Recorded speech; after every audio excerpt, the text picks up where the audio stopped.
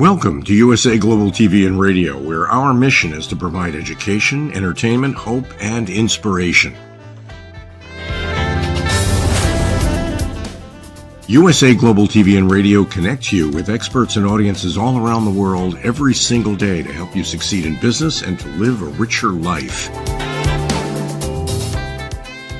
Visit us at usaglobaltv.com to learn about career and life-changing training and mentoring programs like the Listening Mentor. Subscribe to our newsletter to stay informed about our special programs and offers. Discover how you can become a guest on one of our shows or a host or producer of a USA Global TV and Radio show of your very own. That's USA Global TV and Radio, where the doctor is always in.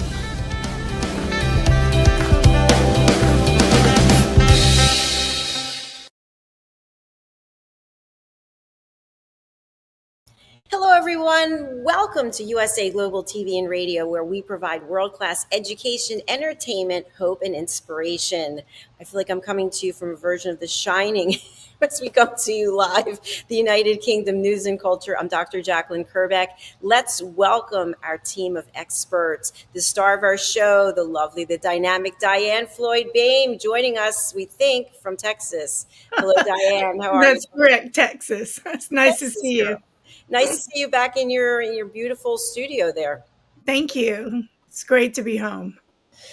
It always is good to return home. Sometimes people say home is in the heart, but we really have a home if we're blessed and we go back there and get our roots get rerouted, right? Like a plant.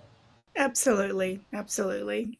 Well, thanks for taking the time to be here. We also have our expert correspondents joining us from the United Kingdom. Let's welcome HELENA, CHARD, who is an expert on all things about the royal family. She's going to do her royal roundup. Welcome, HELENA. Hi. Hello, everybody. Hello, ladies and gentlemen, shortly. Lovely to see you. Great to see you, HELENA. Lovely to see you also, HELENA. Thanks for being here. And also, as you mentioned, the gentleman of our group, and I think he's a very lucky guy, but we're lucky to have him too. It's Mr. Simon MacDonald joining us from Scotland. Hello. Hello, everybody. Oh, it's nice to be back again. And yes, Diann, you've had 2 weeks in succession at home. My goodness. You'll be growing roots there next. Miracles never cease. And I have to say, you got your haircut since we saw you last. It looks very nice. Thanks. 5 inches off for the summer. Wow. I might be following suit. How do you feel? Do you feel lighter? I do. The scale doesn't show it, though.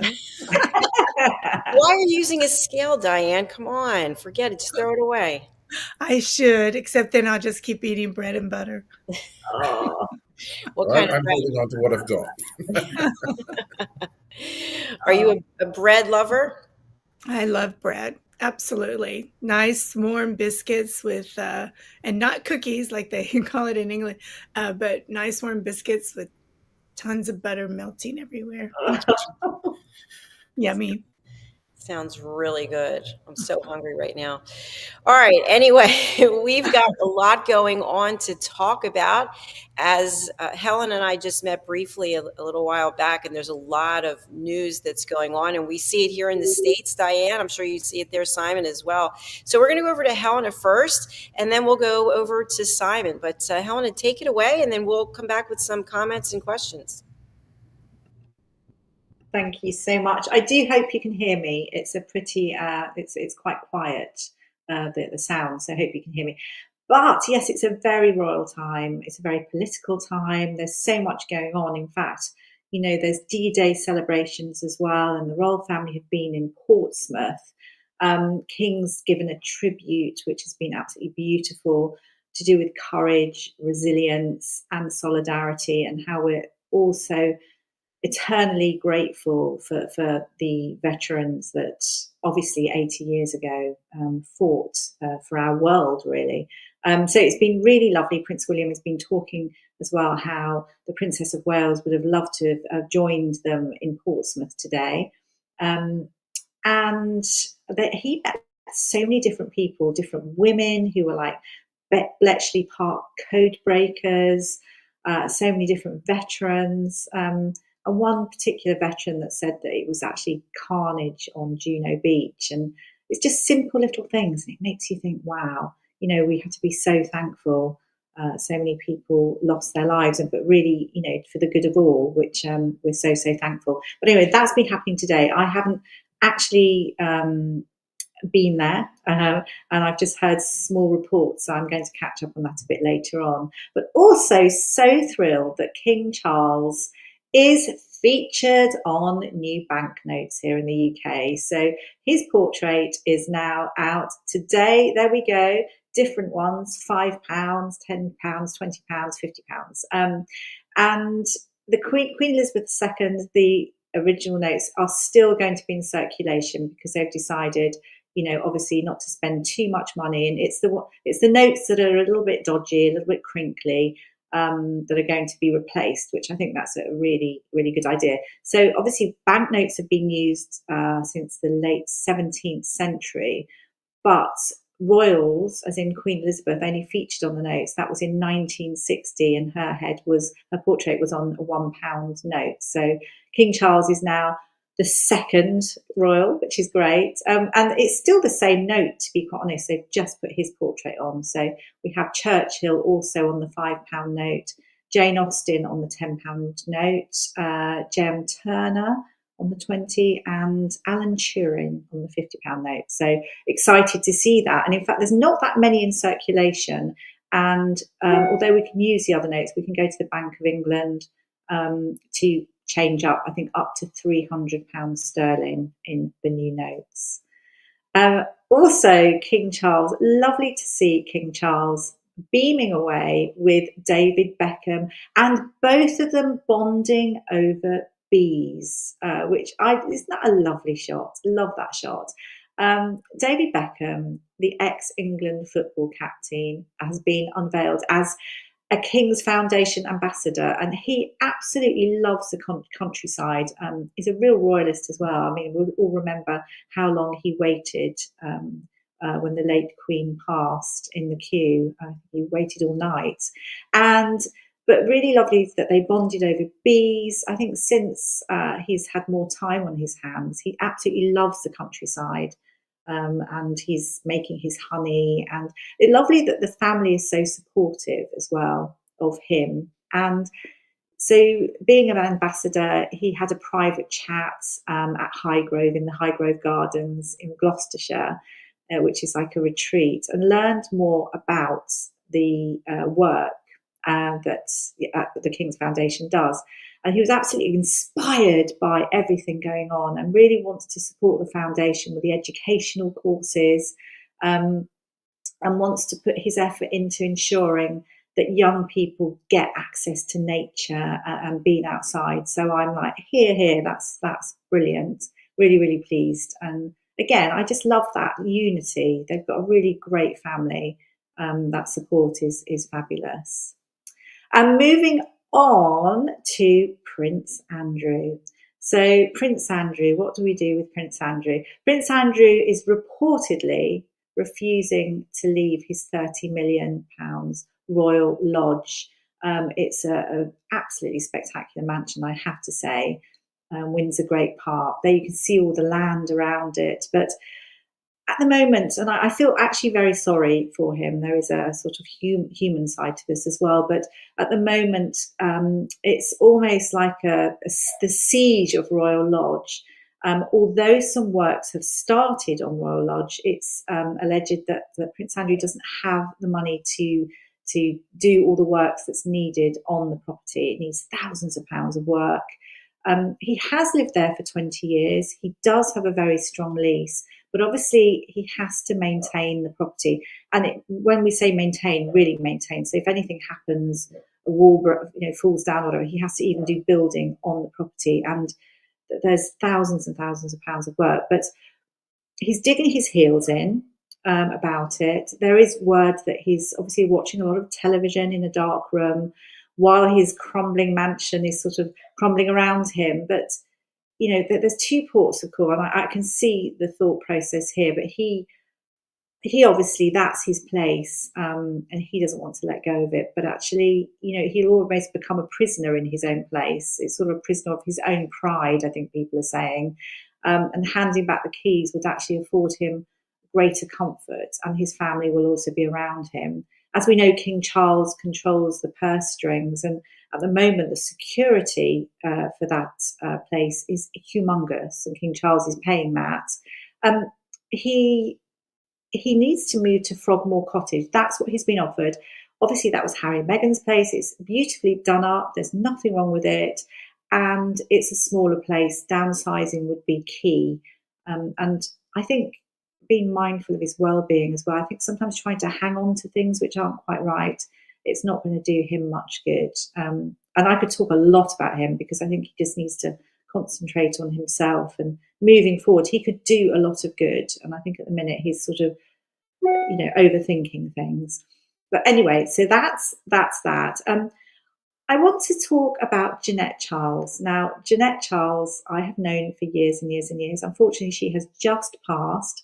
She is, or was, should I say, a Queen Elizabeth impersonator. I don't know if anyone knows of her, but I worked hugely with her over the years. So she is a lookalike, I'd like to say impersonator, because obviously the voice and everything. She featured in Naked Gun, and also that great, what's his name, Nilsson, I think, the film, and also Austin Powers Goldmember. And she just was such a character. I could say loads of stories about her, and I was quite shocked to hear that she had passed. Same age, actually, as the late Queen Elizabeth, 96 years old. She had her children and grandchildren around her. She's the most famous impersonator in the world, and she actually started in 1971, and the most respected artist there is. And I was quite shocked, but thankful that she had everyone around her, which was great news. So wishing all her friends and family well, and obviously, goodness me, I would like to attend the funeral, and I will update everybody about that. King Charles, again, seeing him out and about, it's amazing, isn't he, that he's still going through his treatment, but he's, as the late Queen always said, you have to be seen to be believed. And there he is with Queen Camilla at the races, and that's at Epsom. And this was Ladies' Day, and there's a significant reason why they were there. And it was to do with a horse which the late Queen Elizabeth actually reared, called Treasure. And Treasure competed in it for a £550,000 win. Sadly, this Betfield Oak race wasn't the best for the horse, didn't win at all.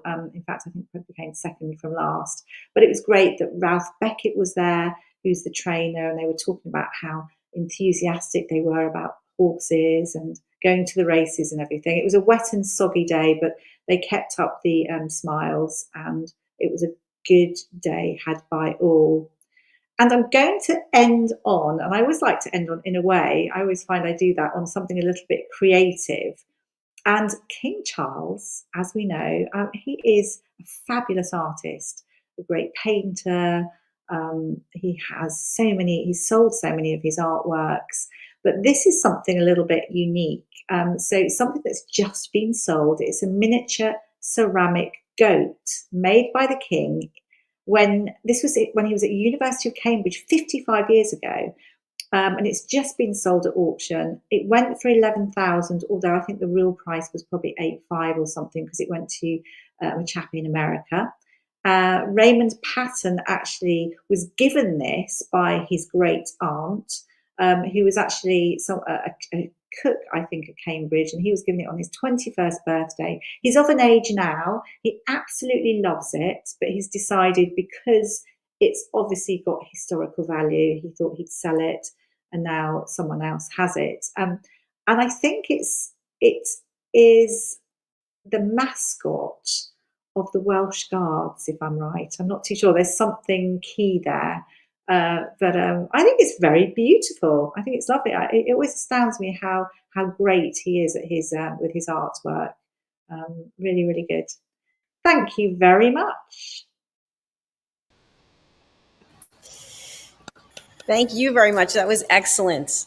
I want to let you know, I'm a huge fan of the Naked Gun series of shows, and I remember her on there. She was fantastic. She was so good. She's actually, what you saw is exactly what she's like. She's an absolute royalist. Absolutely, beyond belief, loved Queen Elizabeth, and she was so respectful. She was cheeky, you know. She used to do some naughty things, but that was what was fun about her. But she just loved the late Queen Elizabeth, and it was wonderful to see her in action. So 96. Wow, it's amazing. It's amazing. What do we think about this, by the way? This is a pretty impressive property. It's so amazing. I mean, it's 30 rooms.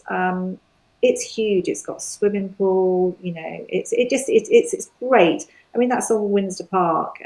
The thing about this as well is that Frogmore Cottage is beautiful. And he would also have the same access to the grounds and still be able to horse ride and do the things that he loves. But, you know, mindful, I guess, of his well-being. I think, you know, it's all about communication, isn't it? You really need to speak. And it was interesting as well. Sarah Ferguson was talking about it, Duchess of York, and she was just saying that basically she's leaving the conversation to the brothers. You know, she's not getting involved because she lives there too, but she lives there as a guest. She's very thankful, but she doesn't want to get involved with their chat. But I'm sure, you know, it's all about talking. But you get it. You know, he's had to step down from public duty, and he's, you know, it's his sort of last thing he's hanging on to. But what do we do with a problem like Prince Andrew?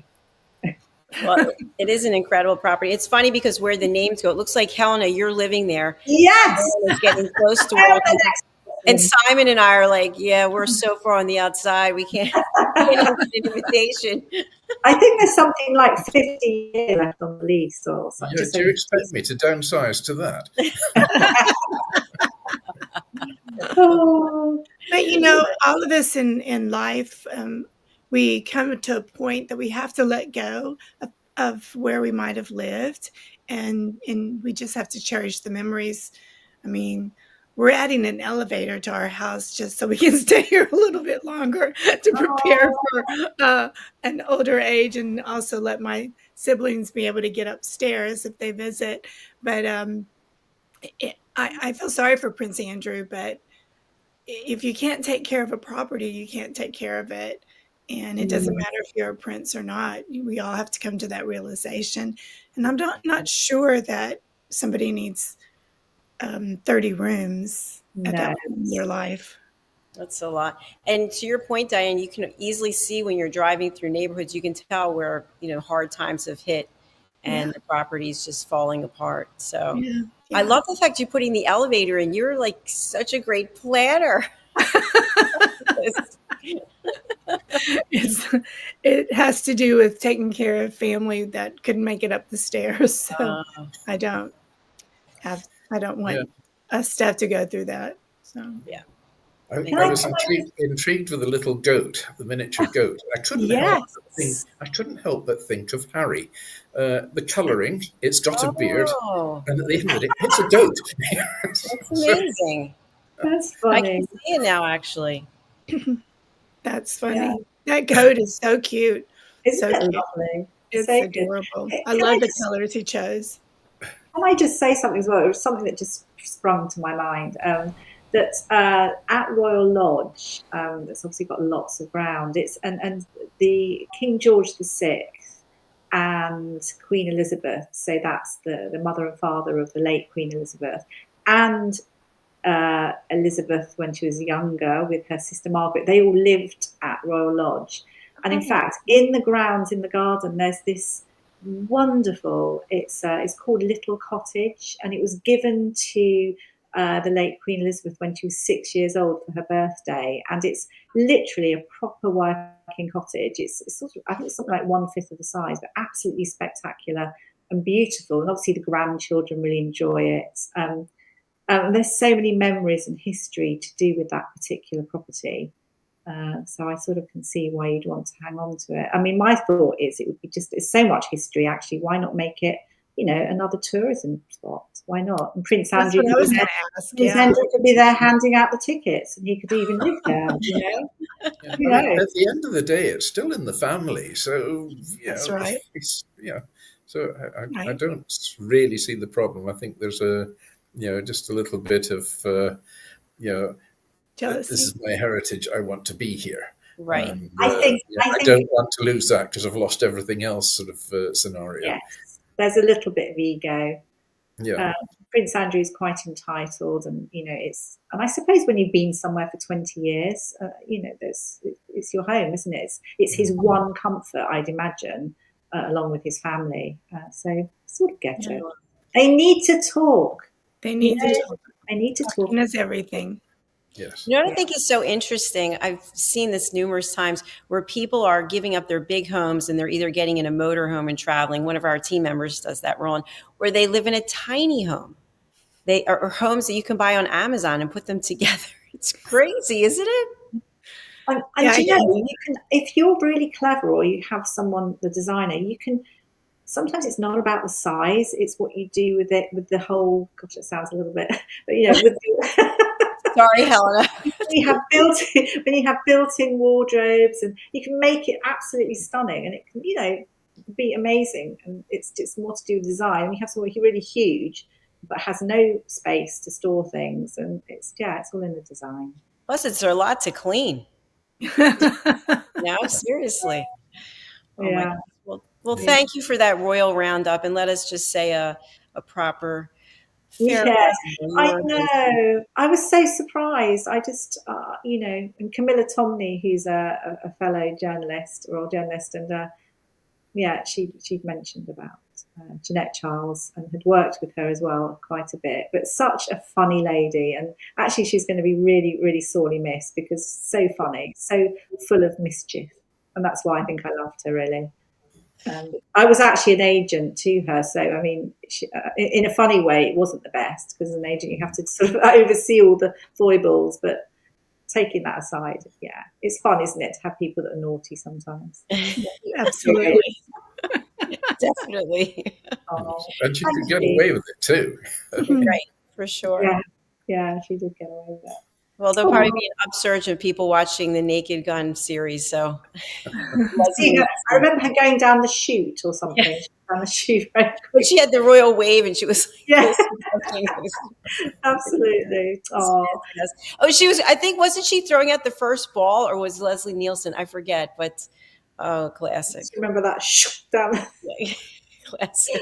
So funny. We too don't know what we're talking about, but anyway, really funny movies.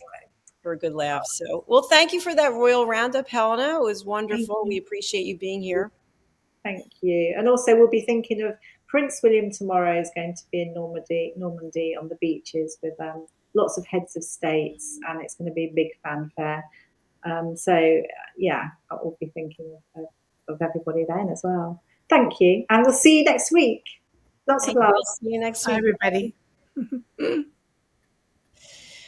Well, that was certainly interesting. And I know, Simon, you've got a fabulous presentation for us. Diann, anything you want to say before we go to the presentation?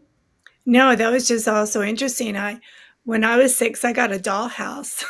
I didn't get a cottage. Oh, Darn. dollhouses are pretty interesting. I just saw one the other day. I haven't seen a dollhouse in a long time, but there's a lot of room for creativity. Yes, I built 2 dollhouses, one for each one of my daughters, with the wallpaper, matching the wallpaper in our home, and they had Oh, a blast with it. where Yeah. are they now? Um, well, first we were saving them, but then we decided there was some girls who didn't have anything, and we gave it to them. Oh, that was Yeah, so that was nice. nice. That's the So legacy sweet. lives on. Yeah. All right. Well, we're going to go over to Simon and hear your presentation. Then Diann and I will be back. Oh, there we go. Well, Scotland this week has been, again, and the UK has been full of politics. We've got the election coming up. The other night we had the Scottish First Minister, going head to head with the other parties in Scotland. So it was an interesting bun fight, and I'm glad I'm not that deeply into it. I've got so many other things going on just now, so I was getting a rest from that side. So today I'm looking a little bit further northwest from where I am today, and I'm looking at Ilendonnan Castle. And Ilendonnan Castle, it's just one of the most beautiful castles in Scotland. It's probably the most photographed of the fortresses in the whole of Scotland. And it's been featured in many movies, including James Bond a couple of times, as well as the Scottish headquarters of MI6, no less. So the castle itself, it guards a small island right deep in the Scottish West Highlands at the intersection of 3 tidal lochs. An arched grey stone bridge connects the castle with the mainland, and hundreds of thousands of tourists literally stream across this bridge every year to explore this beautiful and misunderstood fortress as well. Well, Ilendonnan isn't really an authentic medieval castle, although it looks it. That virtually everything you see today was actually built in the 1920s and 30s. It's in a mock medieval style, but very accurately done. Nonetheless, there's actually been a castle on this tiny island since way back in the 1200s. The modern castle was built on an enigmatic pile of ruins, in fact. So Ilendonnan unexcitedly means the Isle of Donnan. Donnan was a Celtic saint, martyred in about 617, and it's said that his followers once built a church on the island. More prosaically, a castle was probably founded here in the 1200s, as it was in a fine position to defend the lands of Kintyll from the Viking invaders. Back in those times, ships battled on the oceans and lochs, and Kintyll was actually part of the Sea Kingdom and an ideal location for it too. The Isle of Donnan guarded the passageway to Loch Long and Loch Duich and the lands beyond it. It was in an enviable position, and so the very first castle was founded to guard these waters from the seafaring Vikings. Old Highland legend says that a baby who takes his first drink from a raven's skull will be blessed with strange powers. There was a clan chieftain in Kintyll who gave his son Seamus such a sip. Well, for a long time, Seamus seemed to be a normal, happy child. Then one day his father found his son seated beneath a tree, talking to the birds within their own strange language. His father was horrified and forced Seamus to hide his strange talent. And that was until one night when they ate in the smoky hall of their ancestral home. And the birds on the beams above made a terrible noise. Out of curiosity, Seamus' father said, "Tell me, son, what do they speak about?" So Seamus replied, "Father, you'll not like my answer. They say that one day in this very hall our positions will change, and you'll be serving me, Seamus, father." So, terrified with this strange prophecy and his son's unnatural skill, he banished his son from the hall and told him never to return. And so Seamus had to make his way in the world. He travelled from France to Spain, England to Ireland. Everywhere he went, he used his strange skills to command the birds around him, to do his bidding. He became a hero of war, as birds passed him secrets from the enemy lines. Well, many years later, a rich man sailed up to the clan house of the chieftain of Kintail. Seamus' father was still chieftain and was now an old man. Out of hospitality, the old man brought his rich guest a drink. Pulling back his hood, Seamus said, "Father, it is I, your son. I come back to make amends, and the prophecy is now complete." So delighted to be reacquainted with his son, his father cried with joy, and the return of this legendary warrior spread around Scotland until it reached the king. Well, owing to his wealth and his magic talents, the king made him guardian of the island of Ilendonnan, and this is where Seamus founded the castle that's rebuilt today. All the evidence we have says that the medieval Ilendonnan castle was much larger than the fortress is today. A tall stone keep with a base of about 40 feet by 40 feet was built on tall rock at the highest. Lost my picture there. At the highest point of the island. So a thick curtain wall encircled the lower part of the isle, with a sea gate for access. One old source says that Ilendonnan Castle may once have been as many as 7 towers, but we don't know for sure. But it seems like the main keep was transformed into a tower house, which is a fortified residence basically, and that was done in the 1300s. Some say that Robert the Bruce hid out there during the winter of 1306. Now you'll remember from the other week when we talked about Robert the Bruce and how Robert hid in the cave and the spider came down on a horrific night and it was swinging back and forwards trying to weave its web. And, and this is where Robert the Bruce got the saying of, if at first you can't succeed, then try and try again. During the 15th century, the castle contracted in size to become one compact fortified tower, poised to defend itself from any seaborne threat. Well, the reason we know so little about medieval Ilendonnan Castle is because the fortress was actually blown to bits in 1719. The castle was involved in the Jacobite risings, which are a series of rebellions and battles aiming to restore the last Catholic monarch, the then exiled James II, to power. And again, I talked about this, the Jacobite risings, in several of the talks over the last few weeks. In fact, the Scottish Highlands were a hotbed of rebellion. In 1715, Spain sent troops to support the Jacobite cause. And to simplify things slightly, Spain was battling Britain and France in war in Europe. And this was a good way to destabilize the Brits in their own backyard. So 300 Spanish soldiers were sent to Loch Duich, and 46 garrisoned Ilendonnan. When the British got wind of it, the Navy sent up 3 tall ships to prevent an insurrection. On arriving at Ilendonnan Castle, the HMS Worcester, the Enterprise, and the Flamborough attempted to negotiate a truce. But however, it's said that the Spanish soldiers fired first, and as a result, the castle was bombarded for about 2 days, a testament to the thickness of the walls. When the Spanish garrison at last gave up, the men were taken prisoner elsewhere in Scotland. And to prevent the same thing from happening again, the Royal Navy used many of the 343 barrels of gunpowder which were stored in Ilendonnan Castle to blow up the remaining walls and destroy the fortress for good. Or so they thought. So for the next 193 years, the ruins of Ilendonnan Castle were forgotten, and they were left to crumble and decay. Then in 1912, the fabulously named Major John McCrae Gilstrap, who was born in 1861, bought the ruined castle for £2,500, which is about, $3,000? Like so many more men before him, Major McCrae Gilstrap had dreams of greatness and wanted to build the castle to prove his worth. It seems the Major thought that owning a castle would help him claim the ancestral title of Constable of Ilendonnan. But with this plan in mind, he set about rebuilding an idealized version of Ilendonnan Castle, loosely based on the decaying ruins. So after drawing up all manner of fantastic plans, they started to build the castle after World War I ended.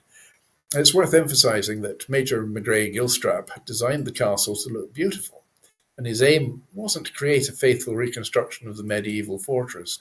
Indeed, the Chief of Works said to have based the designs upon a dream that he had of what the restored castle might look like, although they rebuilt the modern Donna on the footprint of the medieval castle, they added and exaggerated lots of features, and these included the delicate machyolinations and some of the spindly teetering towers and the grand entranceway. It took 20 years for the castle to be completed, and it wasn't open to the public until 1955. Well, tens of thousands of people visit Ilendonnan each year, so you can embark on a guided tour of the castle. Inside the castle, you might be impressed at all the modern amenities. From the word go, the castle was hooked up to the electric lighting, even had a complete central heating system. The rooms of the castle are full of mock medieval grandeur. The billeting room has a fantastic barrel-vaulted ceiling made from stone. The banqueting hall has a grand ceiling made from the finest Douglas fir, and even has a series of secret spy holes built into the building. Above the door of the castle, you'll see the most important element of all, and the reason Ilendonnan was rebuilt in the first place, and that's the coat of arms of Major Macrae Gilstrap.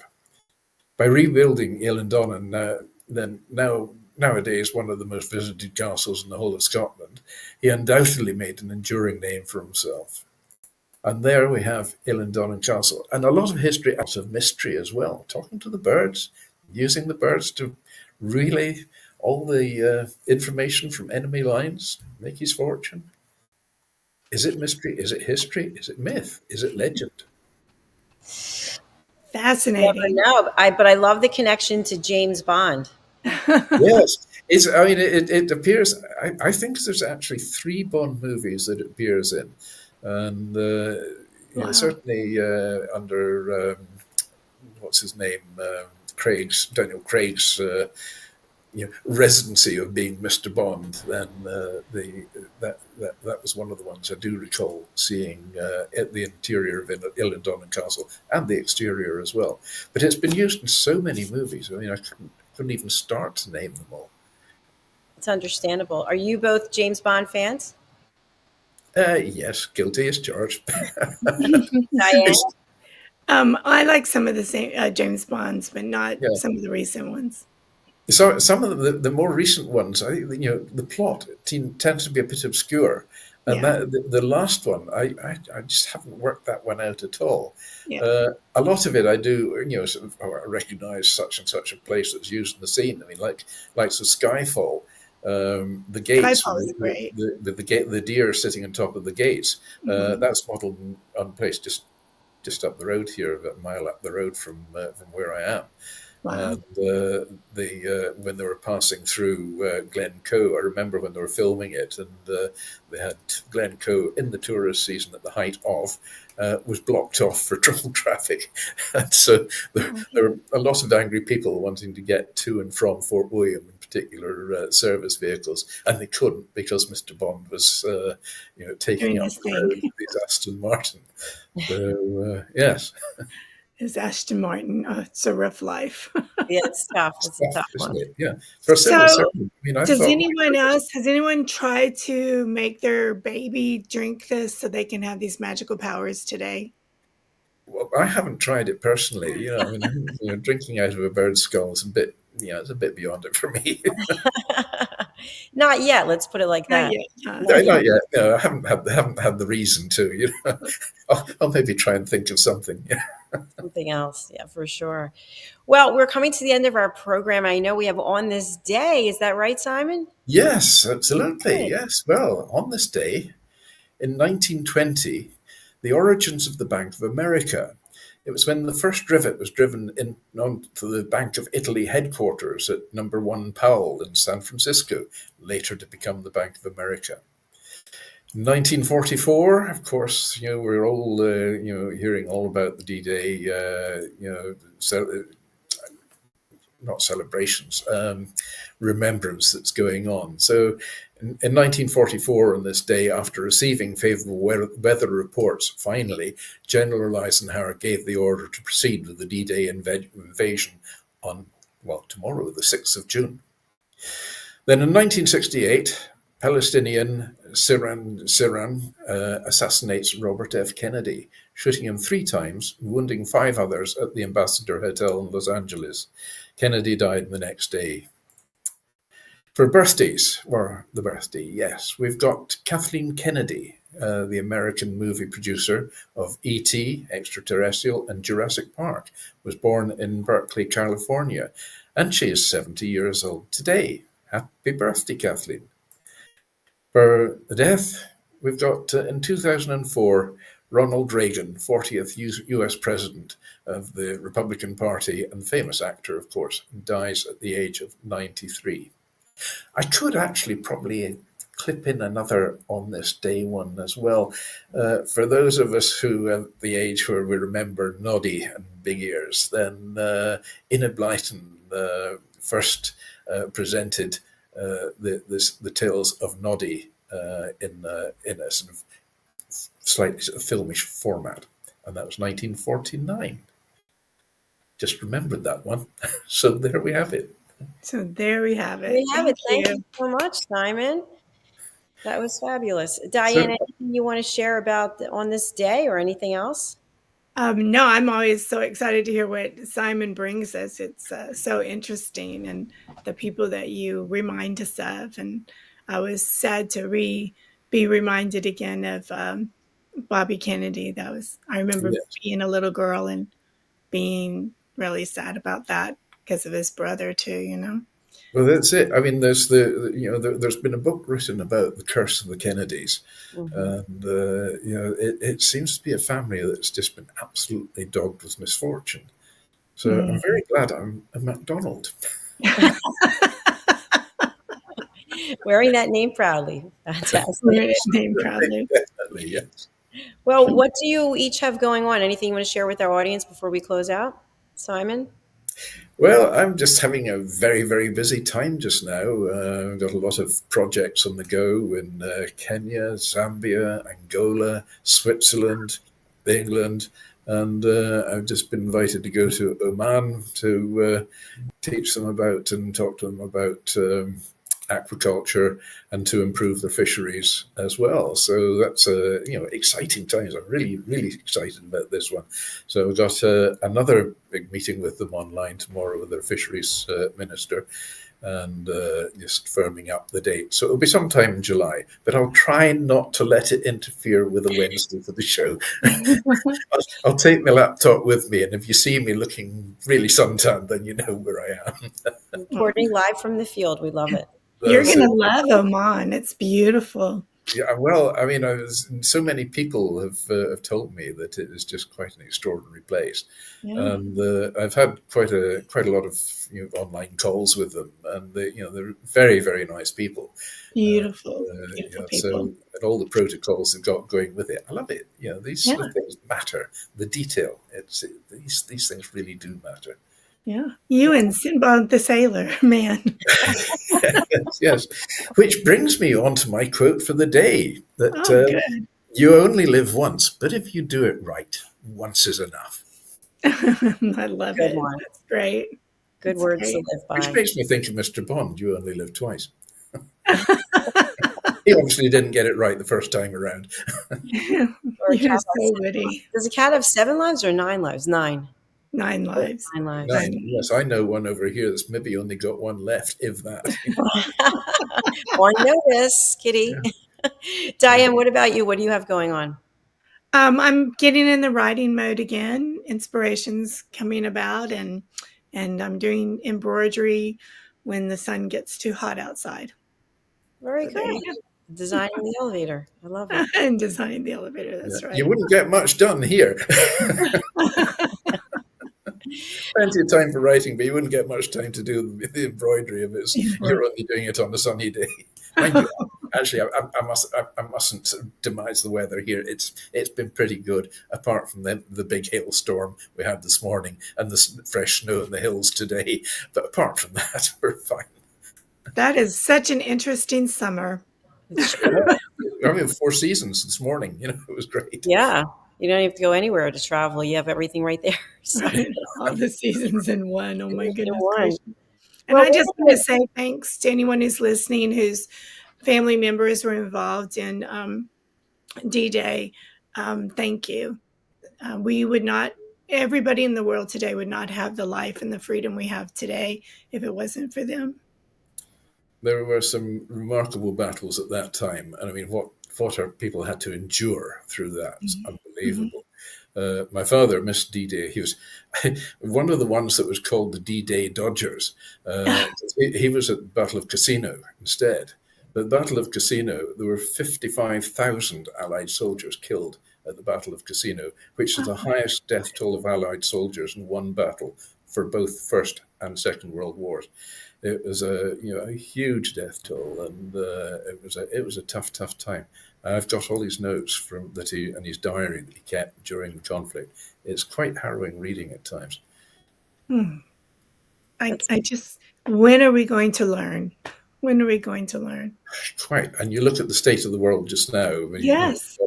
Israel and Palestine, and there's just so many things going on in Russia and Ukraine, and everybody else is getting very nervous and so on. And in America, you've got Donald Trump and Joe Biden. It's a scenario going on there. We've got our political scenario going on here. Everything seems to be up in the air and very unstable at the moment. So, but let's just hope we don't have to go through what we went through 1914 to 18 and 1939 to 45. Twice is enough. Amen. Let's just encourage people to have an open heart and to really be listening and not judging, because I really think that's where we just get so closed off and don't hear or appreciate what someone else says, because it's not what we think or what we're saying. That is so true. So everybody sign up for Dr. JACALYN's classes on how to be a good listener. Yes, there we go. Yes, we'll put the world to rights between us all. I tell you, they were the best classes I've ever taken. I thought I was a great listener. And then I took your classes, Dr. JACALYN, and I'm truly an elevated listener. And the other thing that I learned to do was learn not to say something, that person needed to be the person to close things out, not do one on each other. Yes. Right. We don't have to one-up each other and have the last word. People think it's really important to be the last one to talk, but. Yeah. And so let me say, I'm just saying. Let me just say we have to close off because our next show is coming. Ann Scotland's podcast Maestro show. It's called Launch It, followed by the Royally Rich Lifestyle show. And starting today, we're going to have breaking news coming from London. So we'll have a segment a day. So stay tuned for that. Thank you, Simon. Thank you, Diann. Thank you, Helena. And thank you, everybody who's watching or listening. We really do appreciate you. Subscribe to our channel on YouTube, which is USA Global TV and Radio. Download our app on Roku worldwide, also on Amazon Fire. And we're now on Zizzle TV as well. See you later. See you next week. Bye. Bye, everybody. Bye.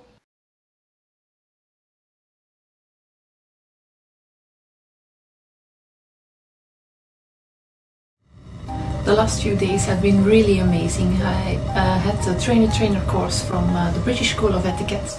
And I must say it's been one of the best decisions I've ever made and one of the best investments I've made in my own training and development. Now, words alone will not describe the transformation and the positive path that I have traveled with the British School of Etiquette. I find I learned a lot from the lessons this time I came. The last few days with the British School of Etiquette have been fantastic. And what I've learned now is really beyond my expectations. This is the most rewarding experience and the best investment I have made this year. It was just great. I learned so much, and when I go back to Belgium I will incorporate a lot of it into my day-to-day life and business. It's been absolutely wonderful for the whole week that we were here. I feel transformed, and I feel like blowing a trumpet and tell people, come and do this school. This class is the best. This is the best school ever. You should take it. It will change your life immediately. I am now able to teach other people how to bring the best of them. Thank you. Thank you, BSc. Thank you. Thank you so much. Thank you.